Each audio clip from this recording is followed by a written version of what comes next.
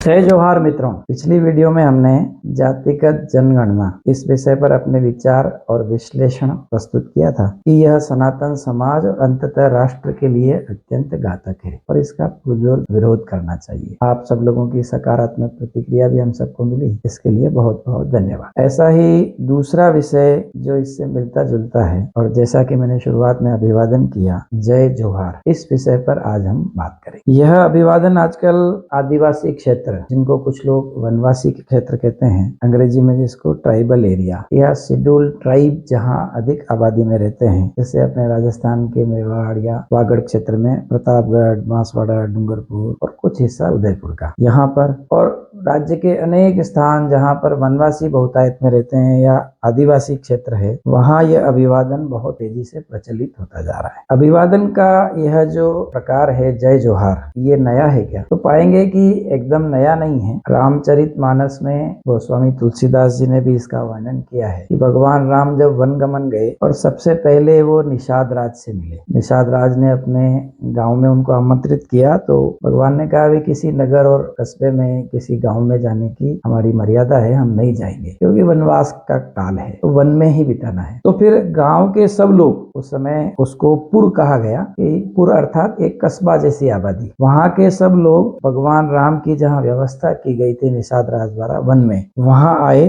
और उसका वर्णन उन्होंने उस चौपाई में किया है। उर्जन करी जोहारू घर आए, रघुवर संध्या करण सिधाए। अर्थात पुर के जन, मतलब उस कस्बे के जो लोग हैं, वह भगवान राम और सीता की वंदना करके अपने घर पे आ गए और भगवान राम संध्या करने के लिए चले गए। मतलब वहां भी अभिवादन के लिए, वंदन के लिए जोहार शब्द काम में लिया गया। दूसरा प्रसंग इसी रामचरितमानस में है कि जब भगवान राम चित्रकूट में निवास कर रहे थे, तो चित्रकूट के जो वन में रहने वाले लोग हैं, जिनको आज हम शेड्यूल्ड ट्राइब कहते हैं या आदिवासी कहते हैं, वे सब लोग जब उन्हें पता लगा कि भगवान राम और सीता लक्ष्मण सहित यहाँ आए हैं चित्रकूट में, तो अपने अपने घर से अभिवादन के लिए या भेंट करने के लिए जो भी वन, फल, शहद इत्यादि लेकर आए। और वहां भी यह चौपाई आती है, करहि जोहारू भेंट धरी आगे, प्रभु ही बिलो कही अति अनुरागे। मतलब करहि जोहारू मतलब अभिनंदन करके उन्होंने अपनी भेंट उनके आगे रखी और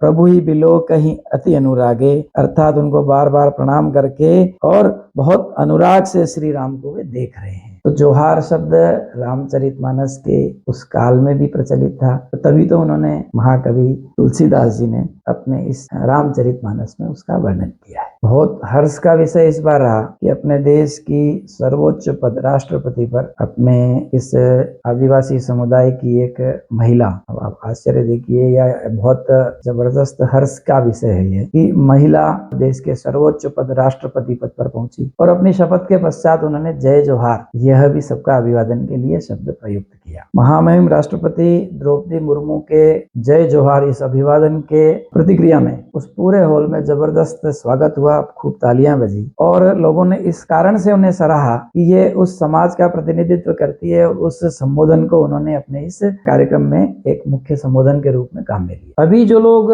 जोहार को प्रमुखता से प्रचलित कर रहे हैं और अभिवादन में इसको प्रयोग में ले रहे हैं, वे इसका अर्थ निकालते हैं कि यह हमारी प्रकृति की वंदना है, हम प्रकृति पूजक हैं और इस कारण से प्रकृति माता की जय या प्रकृति की जय, यह इसका अर्थ है। यह भी कोई समस्या नहीं है। इसका अर्थ यह होता है तब भी बहुत अच्छा है, क्योंकि प्रकृति अंततः ईश्वर का ही एक प्रतिरूप है, ईश्वर ही है और उसकी जय बोलना ये किसी भी दृष्टि से बहुत श्रेष्ठ कार्य है, ऐसा हम सबका मानना है। प्रकृति की पूजा सनातन समाज सदैव से करता है। आज हम स्नान करते समय नदियों का वर्णन करते हैं, गंगा की हम पूजा करते हैं, यमुना की करते हैं, गोदावरी की करते हैं, नर्मदा की करते हैं। जहां भी जो नदी है, जहां भी जो जल का स्रोत है, कुएं की पूजा करते हैं, नदी की पूजा करते हैं। तो यह पूजा प्रकृति की पूजा का ही तो एक स्वरूप है। फिर हम पर्वतों की पूजा करते हैं, गिरिराज की परिक्रमा के लिए इतनी लाइन लगी है, आखिर है तो वो पहाड़ी ना। तो प्रकृति की पूजा, हिमालय की पूजा करते हैं हम। तो प्रकृति की पूजा सनातन समाज की परंपरा रही है। हमारे जितने देवी देवता हैं, उनके वाहन कोई न कोई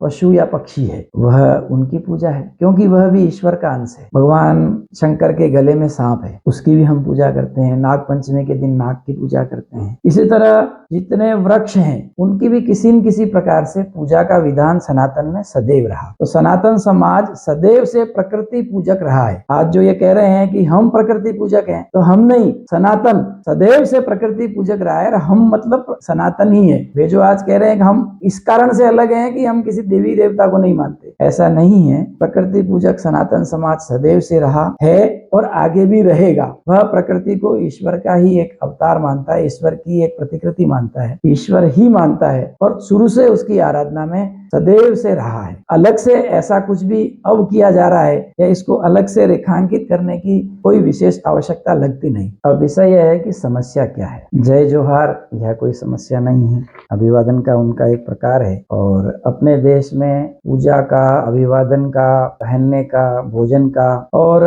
किसी भी प्रकार से अपने जीवन को यापन करने की सदैव से स्वतंत्रता रही है। विभिन्न मार्गों से अपने इष्ट को पूज करके परमात्मा की प्राप्ति के लिए प्रयत्न करना, इसकी छूट सदैव से रही है। इसीलिए हमारे यहाँ का 33 करोड़ देवता है, अर्थात जो जिस तरह से पूजे, जिस प्रकार से पूजे, उसको वैसी छूट है। समस्या जय जोहार नहीं है। फिर क्या समस्या है? समस्या आगे है। जय जोहार करते करते जय आदिवासी और फिर आगे एक और अभिवादन चला है, जय मूल निवासी।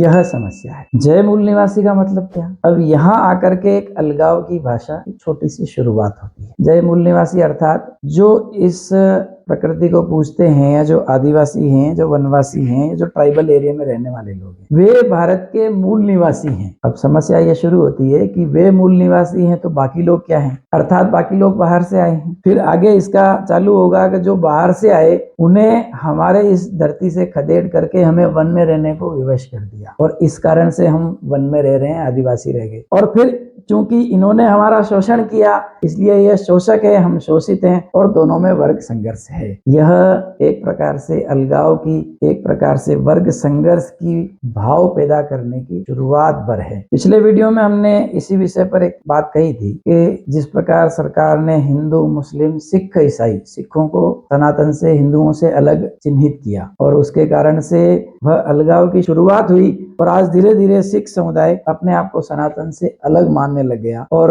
अलग मानने के इस बहुत उग्र स्वरूप में वो अपने लिए अलग देश की एक मांग करने लगे और खालिस्तान की मांग इस दुनिया और देश के सामने उपस्थित होगी। तो शुरुआत छोटी सी होती है कि हम बाकी से अलग हैं और यह जब अलग बात को हम रेखांकित करते हैं, उसको अंडरलाइन करते हैं, तो धीरे धीरे वह समाज अपने आप को एक अलग पहचान के रूप में चिन्हित करता है और अलग पहचान धीरे धीरे अलग देश की मांग खड़ी होती है और आगे जाकर के राष्ट्र के टुकड़े होने की नौबत आती है। समस्या यह है। आपकी जानकारी के लिए संविधान में अनुसूचित जनजाति अर्थात आदिवासियों को हिंदू माना जाता है, परंतु बहुत से ऐसे कानून हैं जो संविधान के हिंदुओं पर लागू होते हैं परंतु आदिवासियों पर नहीं होते। एसटी पर, शेड्यूल्ड ट्राइब पर यह कानून लागू नहीं होते। जैसे हिंदू विवाह अधिनियम 1955, हिंदू उत्तराधिकार अधिनियम 1956, हिंदू दत्तकता और भरण पोषण अधिनियम 1956 की धारा 2(2), हिंदू वयस्कता और संरक्षकता अधिनियम 1956 की धारा 3(2), यह अनुसूचित जनजाति अर्थात शेड्यूल्ड ट्राइब पर लागू नहीं होते। इसकी वजह यह है कि सैकड़ों जनजातियों, उप जनजातियों के शादी, तलाक, उत्तराधिकार को लेकर अलग अलग रीति रिवाज और परंपराएं हैं, उनको लेकर के और यह इन अधिनियमों से उनको मुक्त रखा गया। परंतु देखने में यह आता है कि इस कारण से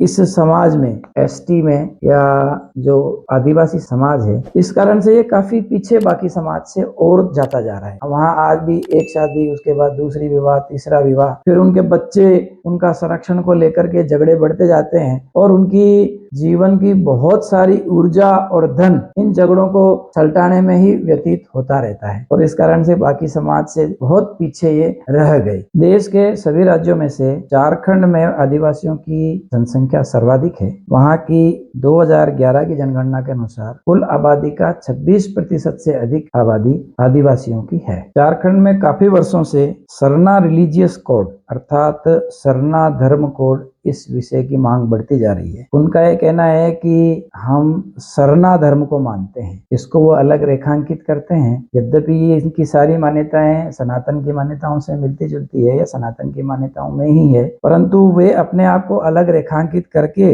और उसके लिए अलग से धर्म कोड या रिलीजियस कोड इश्यू करने की मांग पिछले काफी समय से कर रहे हैं। अपना जो मूल विषय है सरना धर्म कोड, इसमें वो जो लोग चाहते हैं कि जैसे हिंदू, मुस्लिम, सिख, ईसाई, पारसी, यहूदी, वैसे ही सरना एक कॉलम और बनाया जाए और उसमें हमारे को ये दर्ज करने की स्वतंत्रता हो कि हम इन सब से अलग एक सरना धर्म इसके अनुयायी हैं, ऐसा उनका अपना मानना है। ऐसा होने से हमारी संख्या कितनी है हमें ज्ञात होगी। आखिर उन्हें यह संख्या क्यों ज्ञात करनी है, उन्हें अलग रेखांकित करने की आवश्यकता क्यों आन पड़ी, यह मूल विषय है। इसके मूल में जो भाव है वो पिछले साल फरवरी में एक प्रेस कॉन्फ्रेंस में वहां के मुख्यमंत्री हेमंत सोरेन, जो खुद एक सरना आदिवासी होने का दावा करते हैं, उन्होंने कहा, पत्रकारों के सम्मुख उन्होंने कहा कि आदिवासी कभी भी हिंदू नहीं थे, ना ही है, इसमें कोई कंफ्यूजन नहीं है, हमारा सब कुछ अलग है, हम प्रकृति की पूजा करते हैं, यह मूल विषय है। वे अपने आप को हिंदू से अलग दर्शा करके अपने आप को रेखांकित करना चाहते हैं और आगे जाकर के यह राष्ट्र से अलग होने के मामले बनते हैं। आपको ध्यान हो तो नागालैंड में इसी आधार को लेकर नागालैंड यह अलग होना चाहिए, बोडोलैंड, इसकी मांग को लेकर पूरा पूर्वांचल, पूरे जो 7 प्रदेश है हमारे, यह दंगों की आग में भड़कते रहे, दशकों तक वहां पर आपस में दंगे चलते रहे, लोग मरते रहे और आज भी वह आग शांत हो नहीं पाई है। जब हम जय मूल निवासी कहते हैं तो बाकी लोग बाहर से आए हैं, इसके पीछे भी एक कम्युनिस्टों या अंग्रेजों द्वारा थोपी गई थ्योरी है कि आर्य बाहर से आए और उन्होंने यहाँ के मूल निवासियों को मार करके भगा दिया और उन्होंने यहाँ अपना राज्य स्थापित किया। हालांकि इस थ्योरी को इतिहास से, भूगोल से काफी रिसर्च के बाद सबने एक मत से स्वीकार किया कि यह थ्योरी किसी भी आधार पर, तर्क पर, जो उपलब्ध साक्ष्य है उन पर, उपलब्ध जो साहित्य है उन पर किसी भी दृष्टि से यह उचित प्रतीत नहीं होती। आर्य अर्थात श्रेष्ठ, प्रणवंतो विश्वम आर्यम, अर्थात विश्व को हम श्रेष्ठ बनाएंगे, विश्व को सुसंस्कृत बनाएंगे, यह हमारा मूल उद्देश्य था। इसको कम्युनिस्टों ने या अंग्रेजों ने हमें बांटने के लिए यह थ्योरी दी कि आर्य बाहर से आए और यहाँ के लोगों को हम आर्य बनाएंगे, जिस तरह से मुसलमान बाहर से आए और यहाँ के लोगों को मुसलमान बनाएंगे, उस प्रकार का विचार है यह कहकर प्रचारित किया और उसके झांसे में हम आ गए या हमारे लोग आ गए। अब इस थ्योरी की सब प्रकार से धज्जियां उड़ चुकी है, इसका जो सच्चाई है वह सामने आ चुकी है, जो साक्ष्य है और जो उपलब्ध सारे साहित्य हैं उनके आधार पर यह थ्योरी खत्म हो चुकी है और सबका निष्कर्ष अब एक में यही है, आर्य यहीं के निवासी थे। अर्थात अभिवादन के या संबोधन के तरीके से किसी काल में किसी को कोई परेशानी नहीं रही। पूजा पद्धति, अभिवादन, अपना रहन सहन, खान पान, इस विषय पर हमारा जो सनातन समाज है बहुत खुले विचार कर रहा है। समस्या यह है कि कोई कथन, संबोधन या प्रतीक का उपयोग वैमनस्यता फैलाने के लिए, समाज में भेद या संघर्ष उत्पन्न करने के लिए किया जाता है, तो यह समस्या है। और अभी जिस परिप्रेक्ष्य में यह जय मूल निवासी प्रयोग किया जा रहा है वह धीरे धीरे इस आदिवासी समाज को सनातन समाज से या बाकी समाज से अलग करके और उनके साथ वर्ग संघर्ष करके इस देश को, इस राष्ट्र को कमजोर करने के लिए फैलाया जा रहा है। समस्या यहाँ है, इससे सावचेत रहने की जरूरत है। हम सब अपने अपने तरीके से पूजा करें, अपने अपने तरीके से अभिवादन करें, अपना अपना रहन सहन अपनी इच्छा अनुसार करें, कोई समस्या नहीं है। समस्या तब होती है जब राष्ट्र के रूप में हम एक होने की जगह अनेक होने का दावा करते हैं, अपनी अलग पहचान के तौर पर राष्ट्र में उसको रेखांकित करके अलग होने की इच्छा रखते हैं। यह राष्ट्र को तोड़ने की इच्छा है। इस पतली रेखा को हमें समझना होगा और सावधान रहना होगा। जो वनवासी क्षेत्र में काम करते हैं, रहते हैं, उस समाज को इसको समझना होगा और इस विषय को नीचे तेजी से समझाना होगा कि केवल जय जोहार, जय मूल निवासी, जय आदिवासी यहाँ तक सीमित यह विषय नहीं है। यह बाकी समाज से तुम्हें अलग करके और इस देश से अलग ले जाने का, देश को तोड़ने वालों के षड्यंत्र के आप एक मोहरावर बन रहे हो। इतना उन्हें समझाने की इस समय में अत्यंत तीव्र आवश्यकता है। धन्यवाद। मैं पुष्कर नारायणिया, वात्सल्य संस्थान, चित्तौड़।